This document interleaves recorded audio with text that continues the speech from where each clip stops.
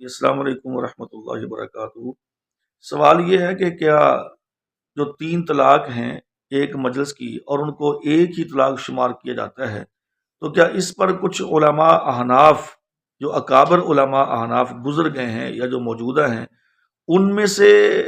ان کا کیا موقف ہے اور ان کا کیا فتویٰ ہے؟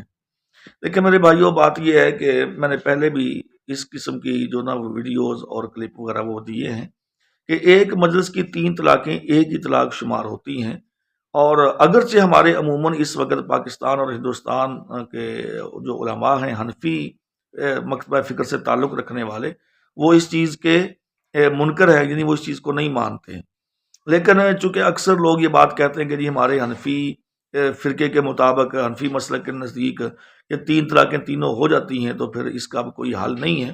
تو دیکھیں میرے بھائیوں، میں آج آپ کو نہ وہ چند علماء کہ جو فقہ حنفی کے ساتھ تعلق رکھنے والے بزرگ اور اکابر علماء ہیں، تو ان کی میں کچھ آپ کو جو نا وہ ان کے ریفرنس کے حوالے سے میں آپ کو بتانا چاہتا ہوں کہ وہ تین طلاقوں کو، ایک مجلس کی تین طلاقوں کو ایک ہی طلاق شمار کرتے تھے۔ ان میں سے سب سے پہلے امام عینی حنفی رحمۃ اللہ علیہ، ہاں جی، یہ اپنی کتاب عمدۃ القاری اور 263 صفحے پہ یہ بات لکھتے ہیں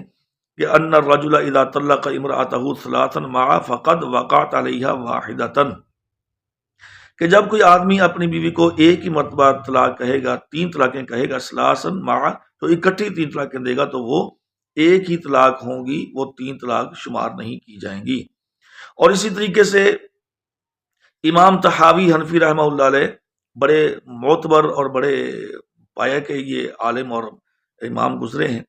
وہ بھی کہتے ہیں شرح معانی الاثار کے اندر، ہاں جی، وہ یہ بیان کرتے ہیں کہ فذهب قوم الى ان الرجل اذا طلق امرأته ثلاثا معا فقد وقعت عليها واحدة۔ انہوں نے کہا کہ باقاعدہ اس پر ایک، یعنی کہ قوم نے، ایک جماعت نے اس بات پر اتفاق کیا ہے، اور وہ اس بات کو سمجھے ہیں کہ جو شخص اپنی بیوی کو اکٹھی تین طلاقیں دے گا، وہ ایک ہی طلاق شمار ہوگی، وہ تین طلاقیں شمار نہیں کی جائیں گی۔ اور اس کے علاوہ مولانا عبدالحی حنفی لکھنوی رحمہ اللہ علیہ، وہ بھی اس بات کو یہ بیان کرتے ہیں کہ اپنی کتاب عمدۃ الرعایا کے اندر یہ صفحہ نمبر 71 ہے، کہتے ہیں کہ انہ اذا طلق ثلاثا تقع واحدۃ رجیعۃ وہذا هو المنقول عن بعض الصحابہ رضی اللہ عنہم۔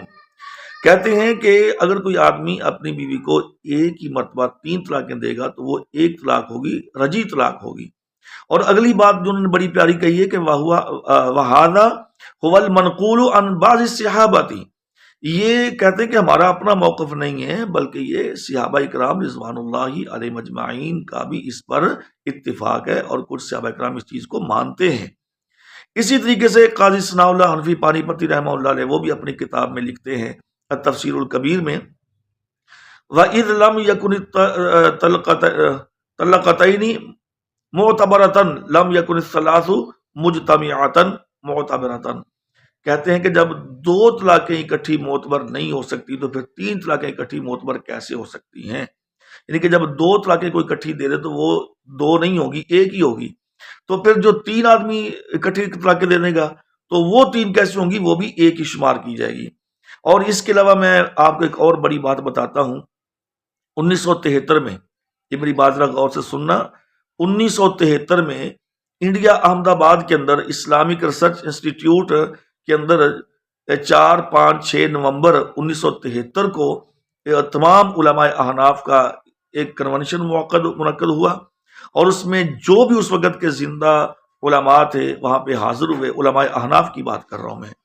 ہاں جی، وہ وہاں پہ جمع ہوئے، اکٹھے ہوئے، اور انہوں نے اس پر پھر مباحثہ کیا، اور اس کے بعد پھر جو نا انہوں نے یہ ساری باتیں تسلیم کی، ایک دوسرے کے وہ خیالات، نظریات، تصورات سنے، بات کی، مباحثہ کیا۔ آخر میں انہوں نے اس بات پر یہ اعتراف کیا کہ ایک مجلس کی تین طلاقوں کو ایک ہی طلاق شمار کیا جائے۔ اب ان میں سے دیکھیں کون کون سے علماء موجود ہیں۔ ان میں سے مولانا شمس پیرزادہ بمبئی والے، مولانا سید احمد عروج قادری، ہاں جی، جو ایڈیٹر تھے ماہانہ زندگی کے، رامپور والے، مولانا محفوظ الرحمان قاسمی فاضل دارالعلوم دیوبند، مولانا سعید احمد اکبر آبادی، جو رسالہ ہے برہان دہلی سے چھپتا تھا، اس کے مدیر تھے مولانا سید حامد علی، جنرل سیکرٹری تھے جماعت اسلامی کے، مولانا مفتی عتیق الرحمان عثمانی جو صدر تھے آل انڈیا مسلم مجلس مشاورت کے، مولانا مفتی کفایت اللہ دہلوی صاحب۔ اچھا، ان کے علاوہ پاکستان کے بھی بڑے بڑے علماء جو تھے نا وہ اس کے اندر شمار تھے اور شامل تھے، جن میں سے مفتی پیر کرم شاہ ازہری بھیروی، ہاں جی، اور اس کے علاوہ مفتی عبدالحلیم قاسمی جامعہ قاسمیہ گلبرگ والے، اسی طریقے سے مفتی حسین علی، یہ اس طریقے سے مفتی حافظ حسین احمد قاسمی جامعہ حنفیہ بی بلاک گلبرگ لاہور والے، اس طریقے سے مفتی احمد الرحمان خطیب جامع مسجد پاک سیکٹریٹ اسلام آباد، اس طریقے سے ڈاکٹر مفتی غلام سرور قادری صاحب، اور پھر اسی طریقے سے مفتی محمد حسن جان محتمم جامعہ درویش صدر اسلام پاکستان، تو یہ بھی وفات پا چکے ہیں۔ تو اس کے علاوہ ایک اور بڑی آپ کو میں بات بتاتا ہوں، بڑی پتہ کی بات ہے، عالم گزرے ہیں مفتی شفیع رحمۃ اللہ علیہ، امام جو یعنی کہ مکتبہ فکر علماء دیوبند سے تعلق ہے جن کا، اور بڑی معروف شخصیت ہیں، کوئی عام معمولی شخصیت نہیں ہے۔ تو ان کے والے سے ایک یہ مضمون موجود ہے، یہ ماہانہ اشریہ جولائی کے اندر جو چھپا ہے، یہ 2010 میں، جولائی 2010 میں اس کے اندر یہ والا موجود ہے۔ وہ یہ ہے کہ وہ ایسا ہوا کہ ایک نوجوان جوڑا عیسائی سے مسلمان ہو گیا، یعنی کہ خامد اور بیوی دونوں مسلمان ہو گئے۔ تو مسلمان ہونے کے بعد ان کا وقت گزرتا رہا، کوئی کچھ سال گزرے تو آپس میں گھریلو نچاکی کی وجہ سے ان کے درمیان طلاق ہو گئی۔ جب طلاق ہو گئی تو اب انہوں نے کہا جی اب اس کا کیا حل ہے؟ تو وہ جو وہاں کے مقامی علماء تھے ان کے پاس وہ گئے، انہوں نے فتویٰ دیا کہ جناب یہ تو اب 3 طلاقیں اکٹھی ہو گئی ہیں، تو لہٰذا اب آپ کو حلالہ کروانا پڑے گا۔ تو اس پر وہ بڑے پریشان ہوئے کہ یہ تو کام خراب ہے۔ باہر کے سب علماء نے ان کو حلالے کا فتویٰ دیا، تو ان کو پھر کسی نے کہا بھئی بات سنیں، آپ ایسے کریں کہ یہاں پہ نا یہ جو ان کے دارالعلوم جو ندوۃ العلماء لکھنؤ کے اندر مفتی شفیع صاحب آئے ہوئے ہیں، آپ ان سے جا کے ملیں اور ان سے اپنا مسئلہ ڈسکس کریں۔ تو وہ نو مسلم جوڑا، ہاں جی، وہ عیسائی آدمی وہ گیا ان کے پاس، مفتی شفیع صاحب کے پاس رحمۃ اللہ علیہ کے پاس، اور ان کو جا کر بتایا کہ جی ایسے ہم مسلمان ہوئے تھے تو ہمارا یہ سلسلہ گھر کا چلتا رہا، تو اب یہ طلاق ہو گئی ہے، تو مجھے یہ فتویٰ دیا ہے لوگوں نے، تو میں کیا کروں؟ انہوں نے کہا جی میرے پاس صبح آنا، سارے اپنے جو ڈاکومنٹس ہیں جو کاغذات ہیں وہ لے کر آنا۔ وہ گیا، تو جب وہ گیا تو انہوں نے کیا کیا، مولانا مفتی شفیع صاحب رحمہ اللہ نے انہوں نے کہا کہ جی جاؤ تم ایسے کرو، جا کے صلح کر لو، رجوع کر لو،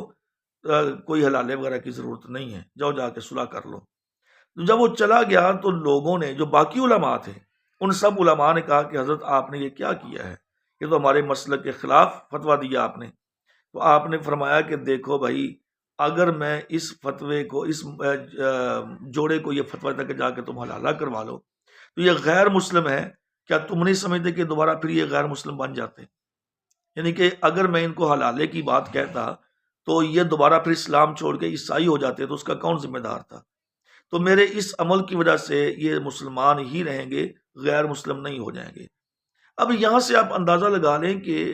جو علماء، اکابر علماء ہیں احناف دیوبند، جو کہ ماشاءاللہ اللہ رب العالمین نے ان کو بصیرت دی ہوئی تھی، اب وہ بھی اس چیز کو سمجھتے ہیں کہ حلالہ ایک کبھی عمل ہے،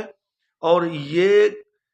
اس کا حکم دینے سے یا اس کا فتویٰ دینے سے انسان کی غیرت مرتی ہے، اور انسان کا دوبارہ پھر، اب میں آپ کو بتاتا ہوں ایسے ایک نہیں ہزاروں آپ کے سامنے ایسے لوگ ہوں گے، ایسے گھرانے ہوں گے کہ جن کے گھر ٹوٹے ہوئے ہیں،